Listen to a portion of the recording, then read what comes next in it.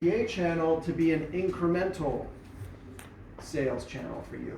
So in this case, you still got your gross direct of 1 million euros, where you have, let's say, 10% of your total, of your gross in OTA sales. So you have 100,000 euros in OTA sales.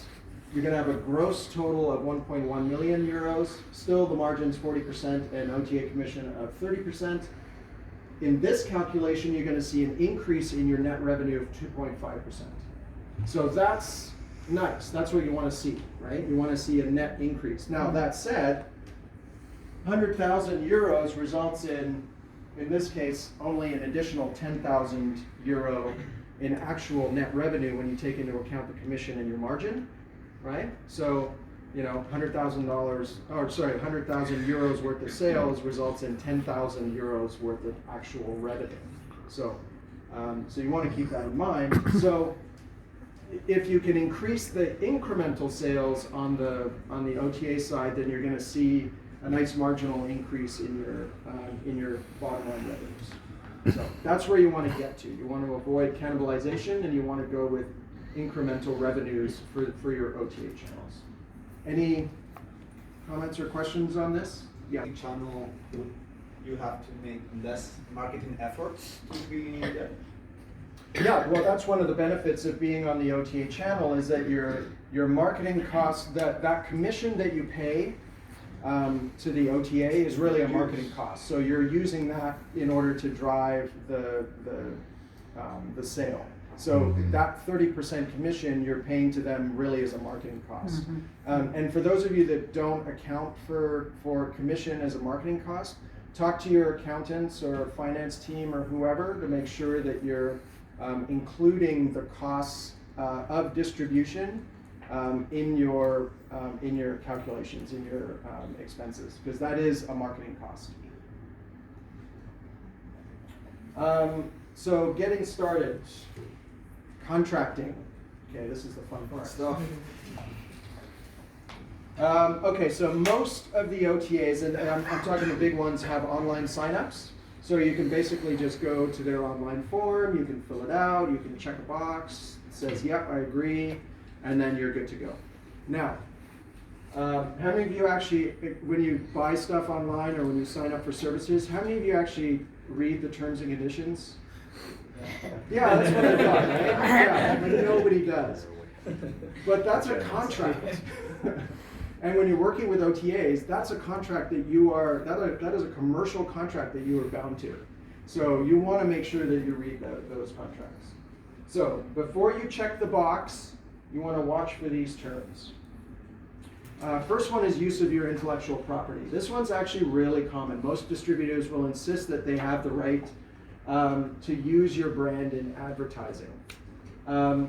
So that may, you may be like, well, that's fine. Yeah, they want to use my, they want to use my name in a TV ad or whatever. Yeah, that's all well and good, but they'll also use your name on Google Ads, which means when somebody looks for your tour brand, their ad may be showing up above your organic listing. And you really want consumers to be going to an OTA when they've looked for you specifically online, right? That is not what they're there for, right? That is not incremental, that is cannibalization. So you really want to be careful with that. So here's a really good example. Scoot City Tours. So I did a search for Scoot City Tours. This is a tour operator whose name is Scoot City Tours. That's pretty specific, right? In Las Vegas. And the first ad that shows up is an OTA ad. Right above their organic listing. And then the third listing below them is an OTA listing. So they're sandwiched between two OTAs on a search for their own brand. That's what you want to avoid. So that's what that clause allows, is the ability for OTAs to use your specific brand in their marketing and on Google. So you really want to be careful with that. Would you be able to force an OTA to exclude that term of condition out of We'll get to that in a minute. I just want to make you aware that these are the conditions that are in that terms of conditions document that most of you just go click and don't read. So this is why it's really important to read these things. Best rate pricing. And what I mean by best rate pricing is not price parity. Is everybody familiar with the term price parity? Mm-hmm. Yeah? I see a few nods. So price parity, from the consumer standpoint, is that your product is priced the same across all sales channels. All of you are familiar with Lego? Yes? Yeah. You go to any retailer in the world and the Lego is the same price everywhere you go. Same thing with Apple products. Same price everywhere you go. Price parity means that, and this has been really big with the hotel space, is that regardless of the sales channel that you book through, the OTA that you book through, that the pricing is consistent across all channels. So no one channel can grossly undercut any other channel. That's price parity. That's on the consumer side. Best rate pricing is on the net rate side. So if I'm a tour operator and Jessica is an OTA, and they have a clause in their agreement that says that I have to provide her with the best net rate all the time, that means if I offer Jessica 75 euros for my 100 euro tour, and another OTA comes up to me and says, hey, I want to work with you, and they're, for whatever reason, in their region, let's say that they're a better OTA to work with, and I can see that relationship's going to be really good, and I want to offer them 73 euros net rate for that product. If I offer them 73 euros, I also have to give Jessica 73 euros. I can't just give Jessica 75 and this one 73. And if they both have best net rate guarantees, then no matter what you do, you're always providing everybody with the same price, which means you can't control your pricing via channel from a net rate perspective. And that net rate is your revenue, right?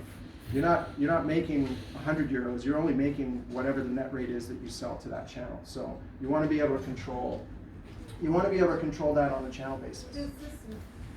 Sorry, yes, I'll go ahead.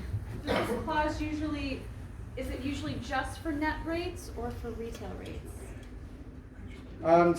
Sorry, she was asking, is this clause for retail rates or just for net rates? Most of the time it's net rates because that's what the agreement is for.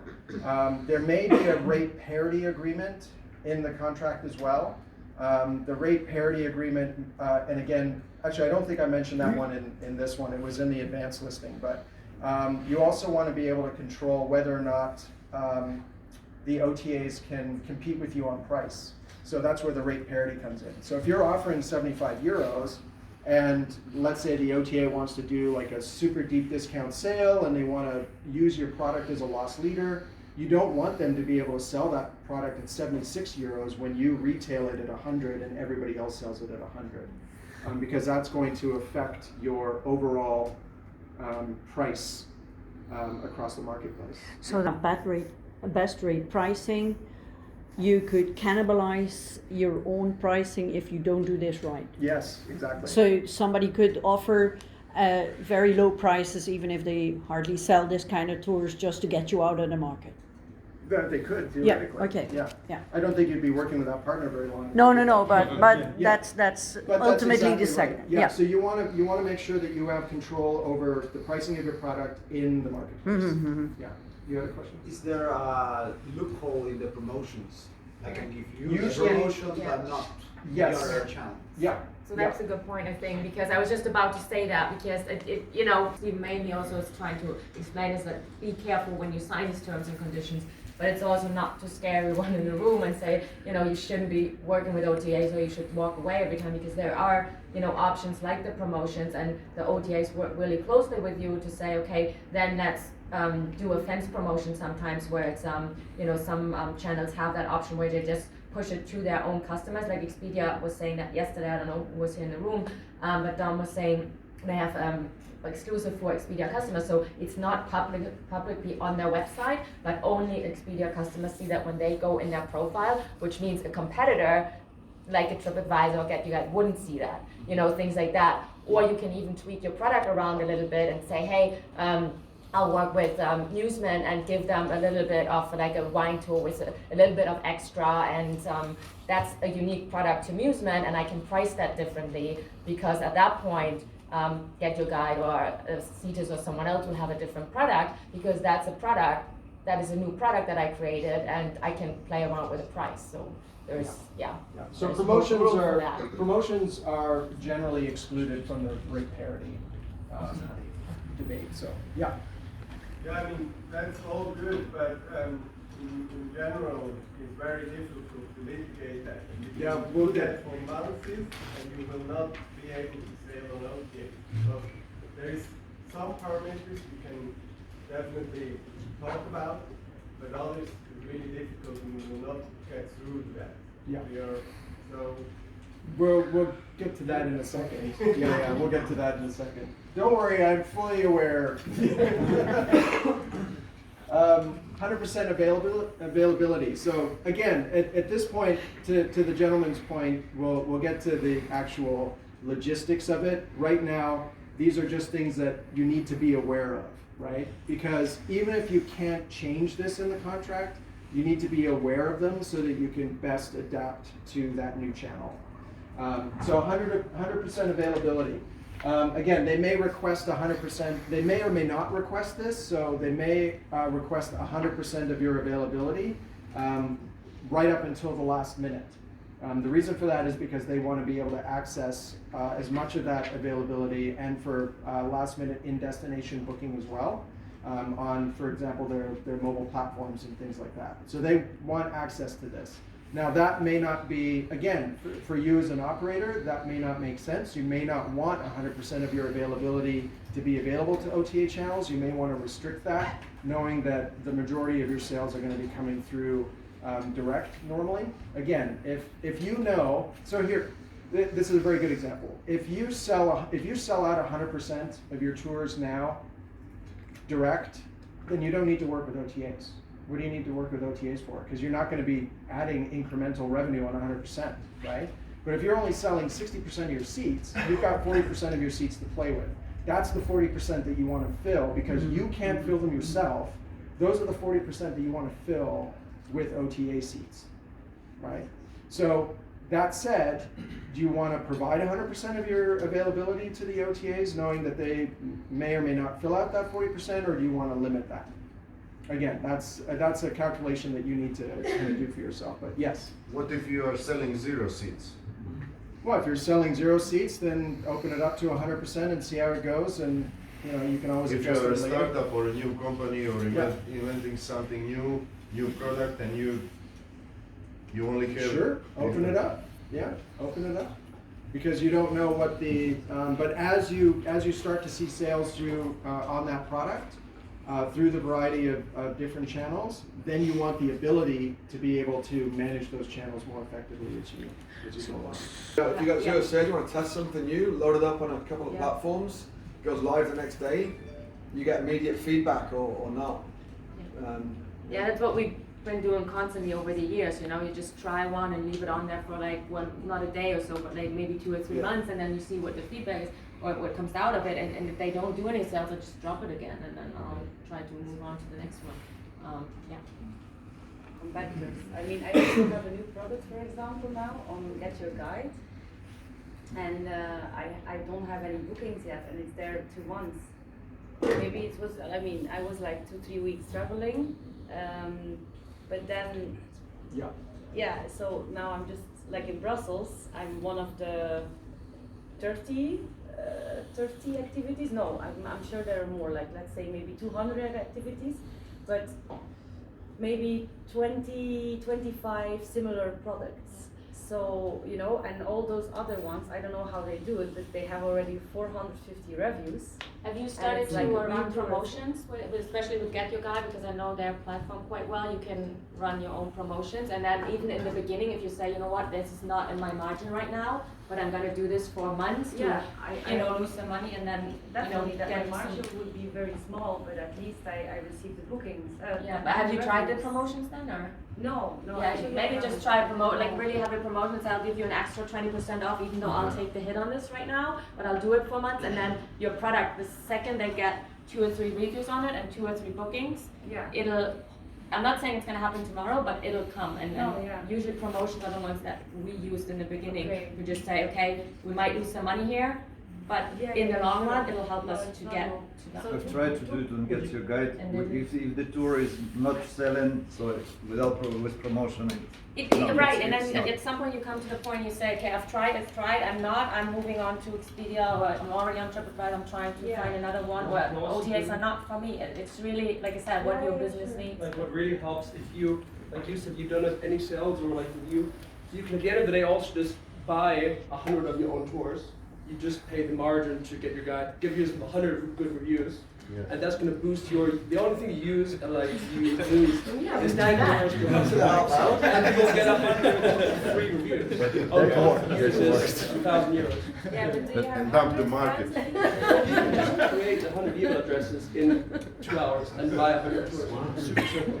But that works. Not just about signing up things for the everything. Review when some people book rides. Yeah. Yeah. So that's the big difference with TripAdvisor. Okay. Yeah.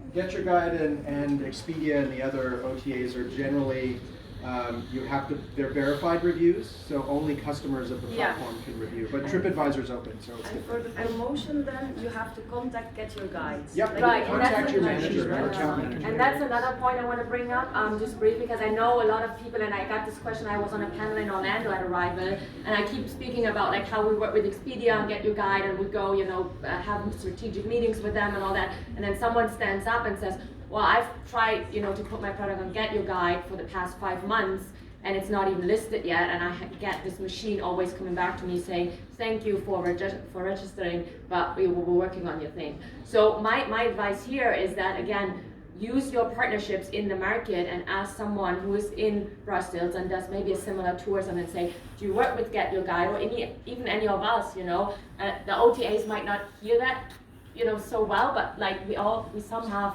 market managers.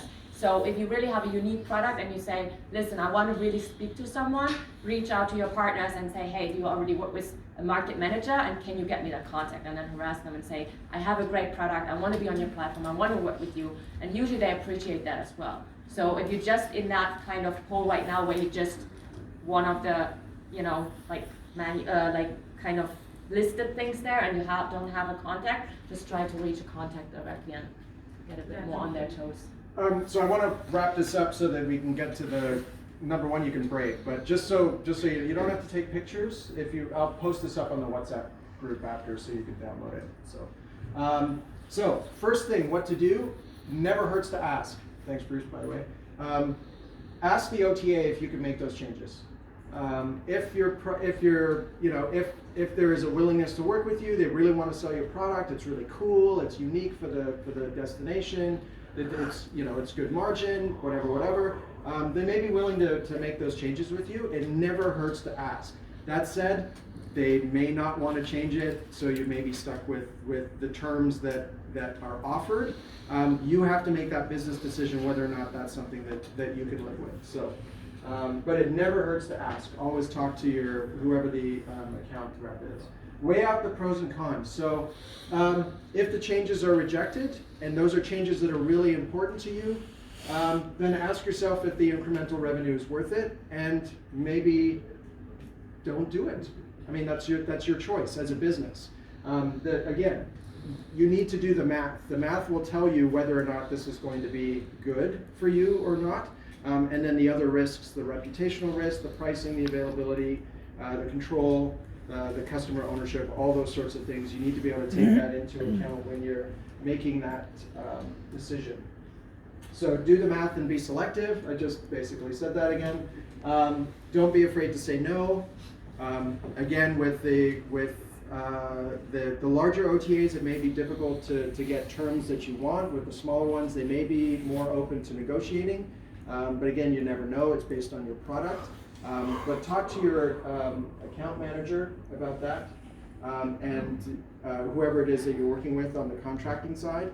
And don't just click on the box.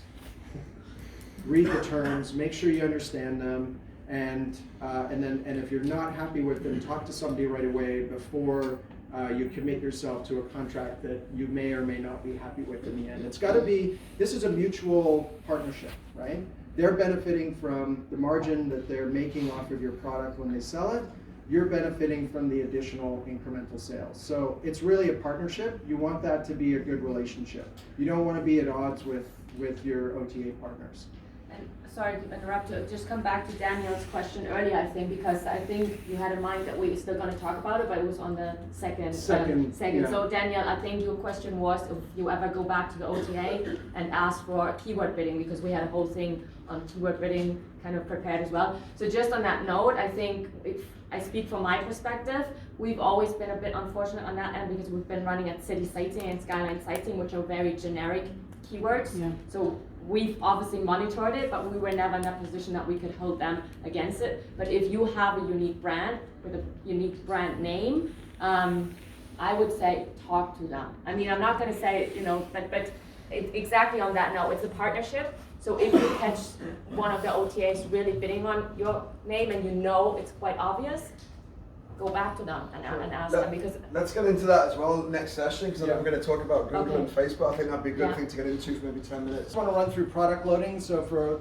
those of you that don't know what the process is like, so there's really two types of product load. Actually, there's three mainly. The first one is extranets. That's kind of the most common. Is everybody familiar with the term extranet? No. So an extranet is basically a login. So you have a login to a supplier-only portal or a website on the OTA where you can go and it has your account and you can go in and actually load up your product. So you can go in and enter in your descriptions and your photo and your pricing and your availability and all that kind of stuff. That's what an extranet is. So that's kind of the main one for most of the large OTAs. They have extranets where they'll give you a login and you enter in your email and password and you go in and you can load your products and you can update them on a regular basis. The next most common one is spreadsheets. So they will send you a formatted spreadsheet in Excel or whatever, Google Sheet, and then you'll go in and enter all your details into the spreadsheet, and then you'll either, if it's a Google Doc, they'll just have access to it. If it's an Excel spreadsheet, you'll email it back to them, and they will use that spreadsheet to load the product into their system. The third most common one is what I've been dealing with for the past 15 years is people who don't have things like that in place. They just ask you, send me your information. So on that note, just remember, first of all, to even have something ready for them, which means your descriptions, your photos, and all that. And it sounds so obvious, but we've seen so many people, like even myself, like I used to send like a drop-down link to our photos and an Excel sheet for our pricing, and then here's our Word document with our tour descriptions, and then probably something else for promotions. So the partners we work with, they got like 4 different forms for me and a link to go somewhere. And at that point, you imagine someone at Get Your Guide or Expedia, or even other companies, mid-sized companies, they get that from 1,000 operators and they sit there. So make sure that if you want to be listed and you want to have your products listed as well as you want them to be showcased, keep it as simple. Use one kind of place where you keep all that information so that the operator can go there and say, listen, I have that access. It's easy. Yes, I want to work with you because I don't want to work with that person that sends me all this crazy stuff, and I have extra work for me as well. So that's a good thing to be prepared if you don't get any of the spreadsheets or anything. And a little hint, chances are the OTA that you're working with is asking you for product information in a PDF or via email and does not either take spreadsheet or extranet. Chances are they're also doing their payouts manually, which means you'll probably get slow payment. So if it's slow going in, it's probably going to be slow coming out. So just keep that in mind. Curated versus open marketplaces. Yes. Quick question. If Yeah. the OTA is on a channel manager, they say, well, would this give you a guarantee that they will work more efficiently the payouts, or they have like any? No, it's no guarantee at all. Yeah, no, there's no guarantee. There's no guarantee on that, because that's product consumption, not reconciliation. Like you don't know how their accounting works. So there's no guarantee. Could be, if they're using a channel manager that may be consuming the data and for sales purposes, but you have no control over their back-end payment processes. So.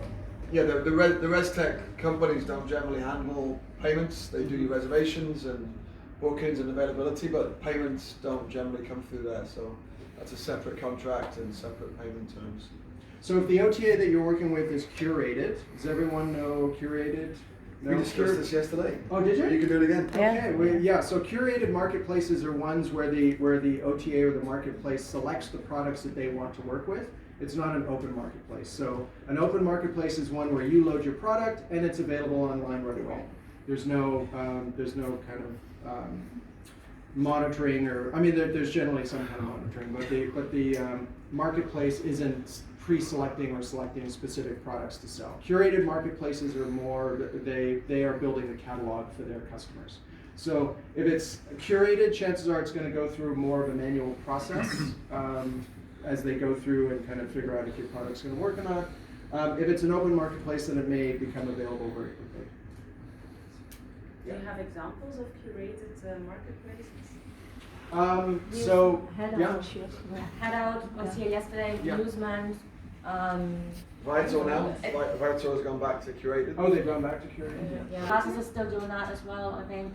So pretty much, yeah. I mean, yeah, we can get together and then the ones that are in the media, the top 5 to get your guys, Expedia, TripAdvisor, they're the marketplaces.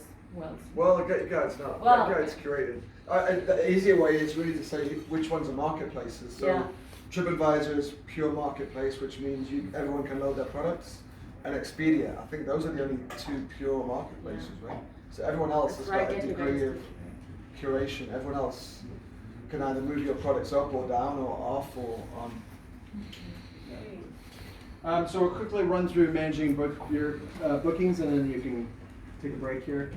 So use a digital solution for your booking. So booking software, there's lots of them around.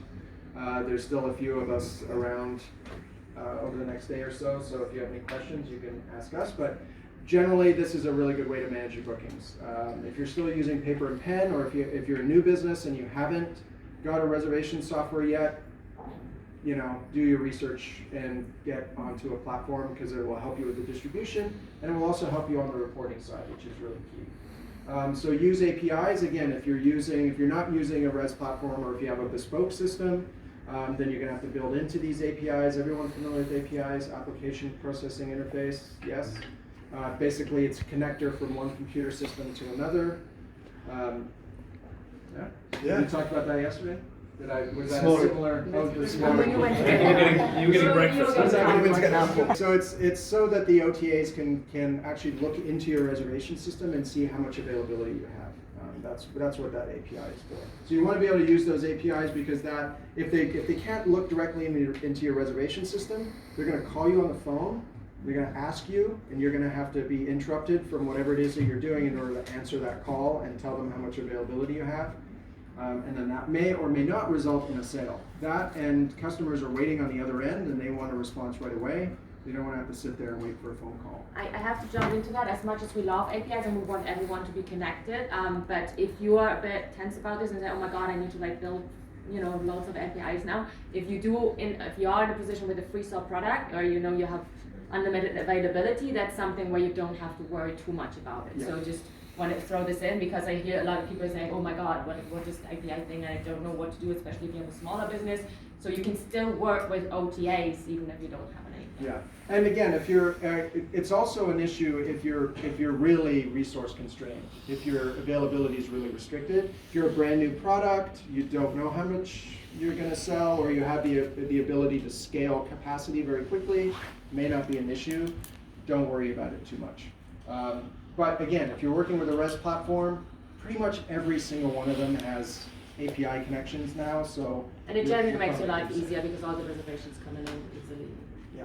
So within whatever platform you're using, make sure that you're tracking your OTA bookings, because you're not going to be able to determine revenue, true revenue on those OTA bookings if you don't track them properly. So that one's pretty straightforward. And report regularly. So run reports on your OTA channels, as well as your direct channels and whatever other channels that you're running, so that you can determine performance. And a great way to do this is sort by revenue generated, so you can see all your channels based on who's generating revenue and who isn't generating revenue for you.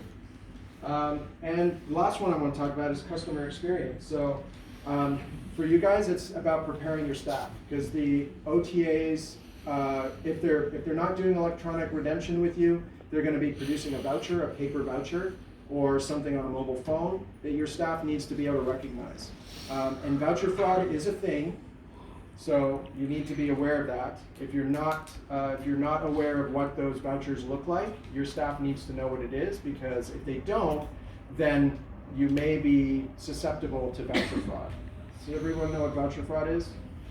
Fairly common.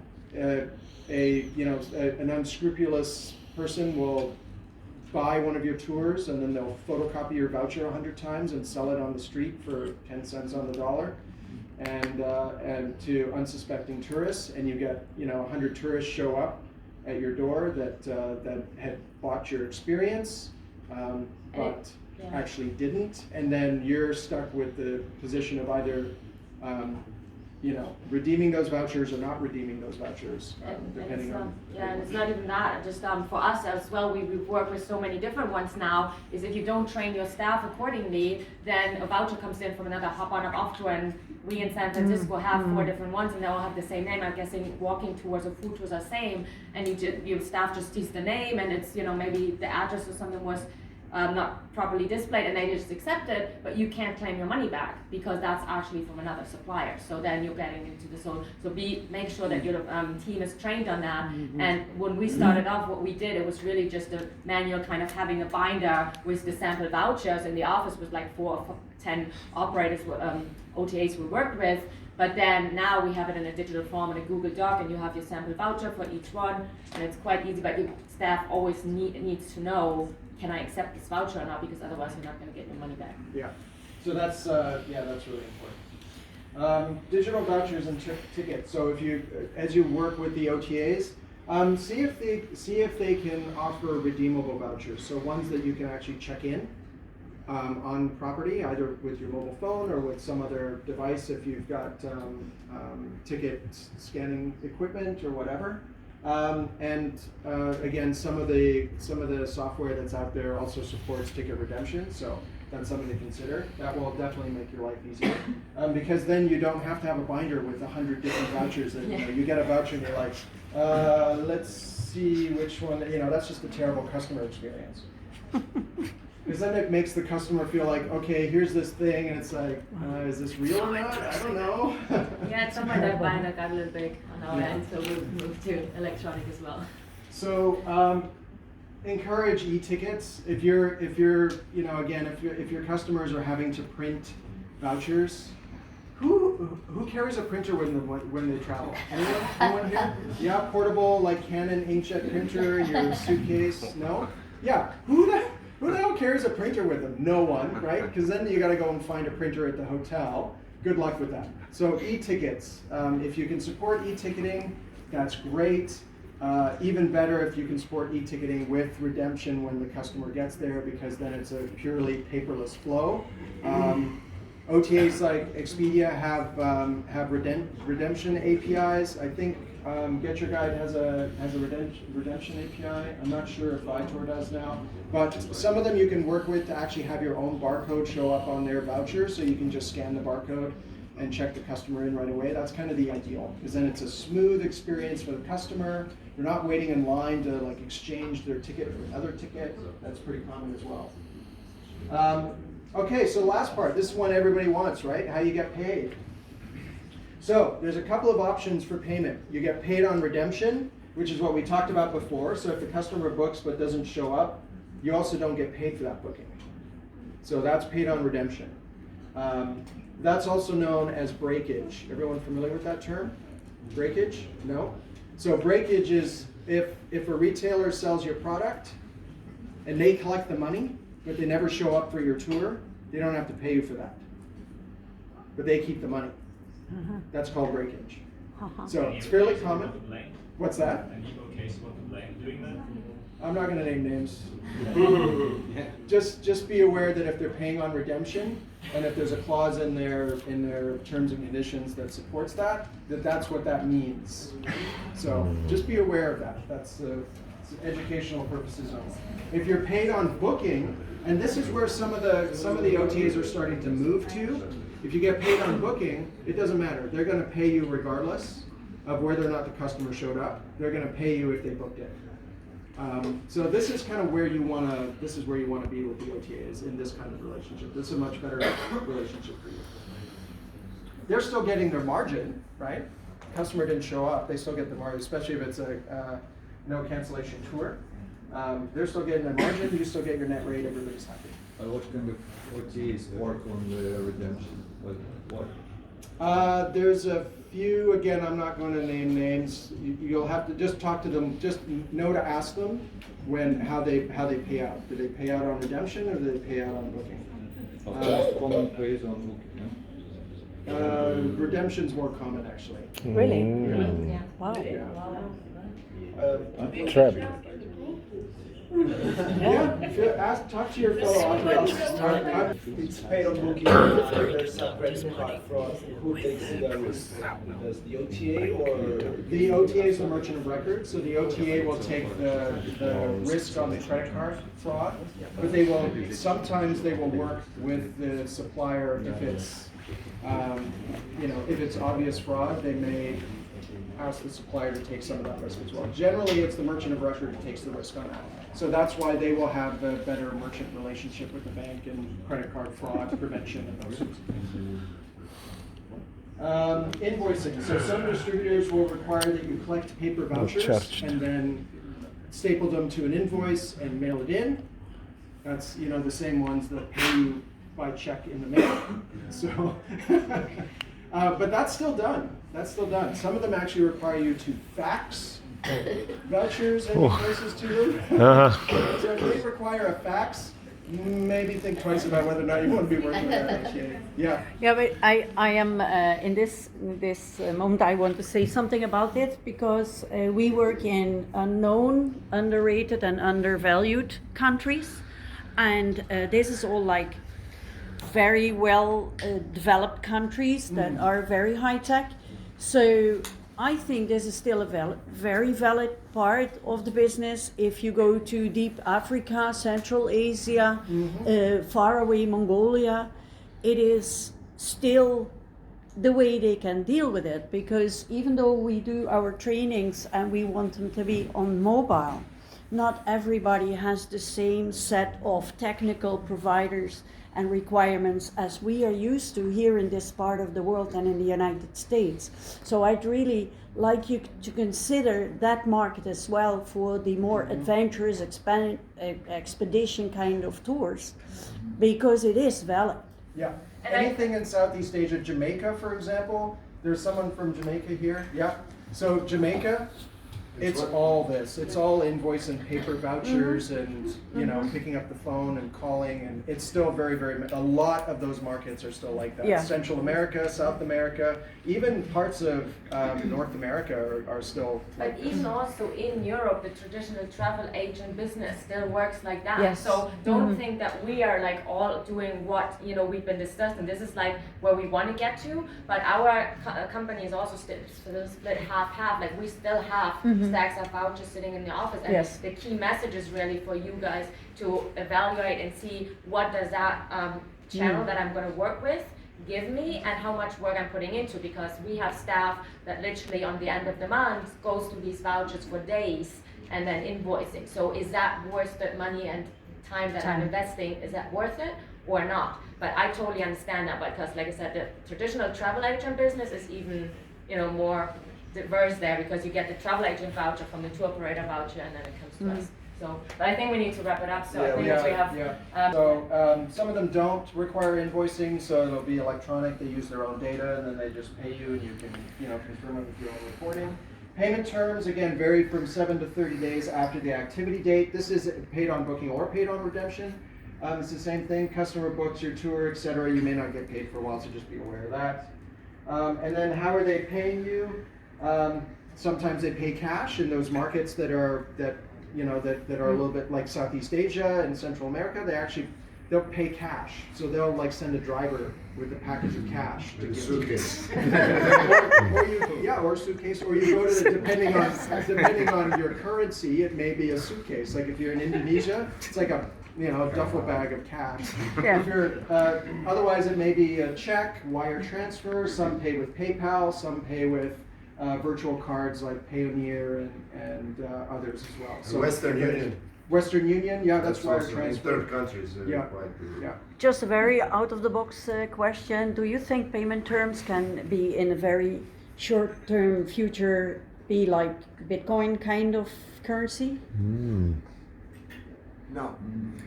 I haven't seen Bitcoin or cryptocurrencies adopted particularly well in any of those markets, and No, not yet, maybe- but it may future. be with a very specific regional OTA working with a subset of providers in the same market, you might be able to get away with that. But for a global OTA market, I don't know. Not yet. Yeah. I'm just curious. But Yeah. gold coins are accepted everywhere.